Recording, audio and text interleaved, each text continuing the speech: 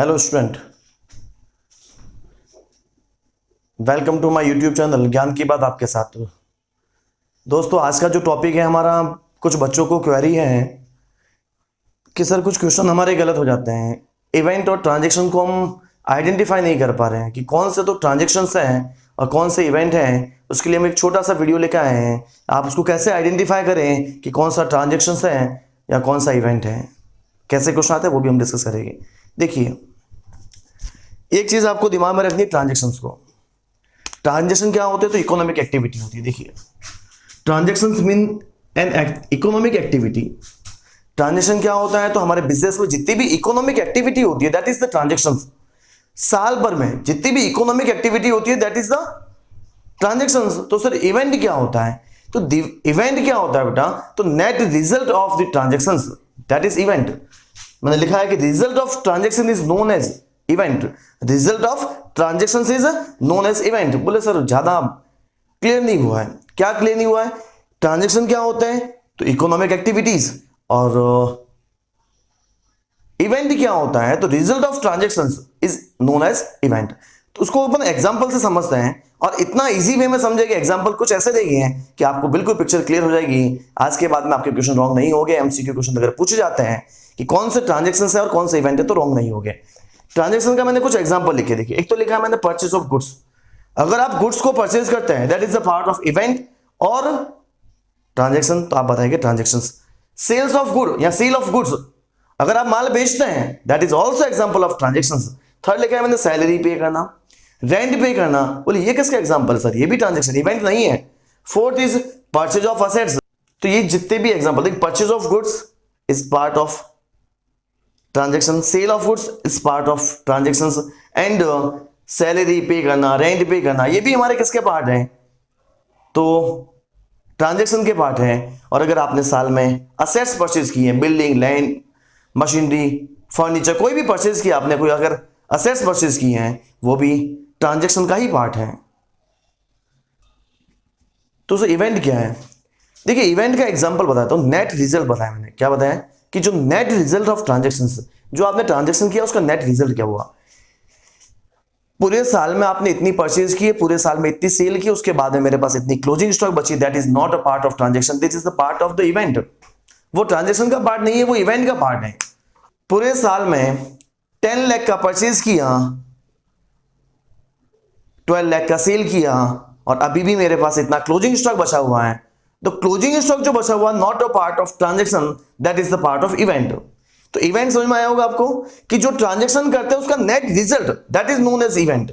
और transaction is economic activity जो साल भर चलती रहती है, परचेज, सेल, ये दोनों चीजें मैंने आपको समझाने की कोशिश की है। एक जो इंपॉर्टेंट चीज है, देखिए कुछ एग्जांपल बताए तो मैं आपको क्वेश्चन कैसे पूछते हैं।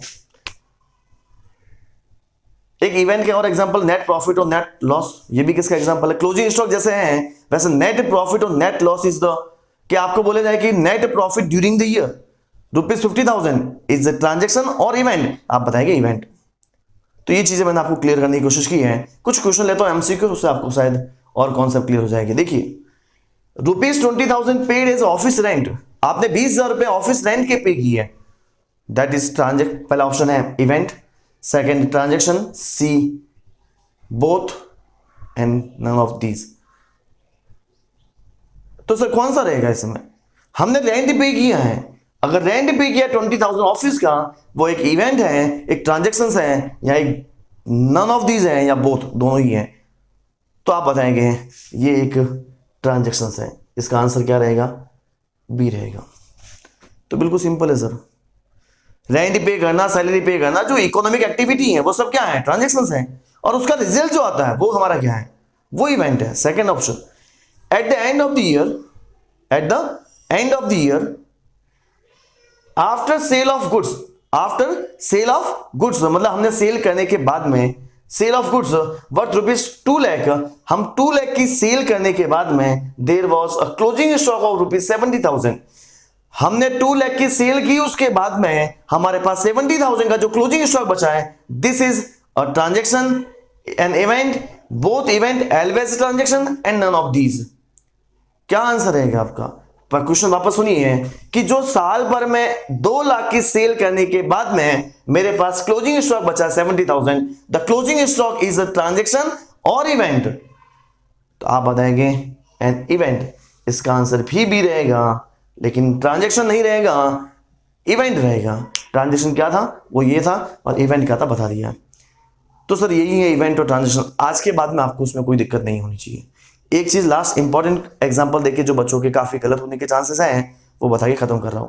ट्रांजेक्शन एंड इवेंट को देखिए, एक ऐसा एग्जांपल लेता हूं जो ट्रांजेक्शन भी हो सकता है और इवेंट भी हो सकता है, जैसे ये ऑप्शन होता फिर both event and as well as transaction. तो सर ये कैसे होता, देखिए इसका एग्जांपल है कि 31 मार्च या 31 दिसंबर sorry, on 31 December 2010 Vinayak Limited purchase a machine.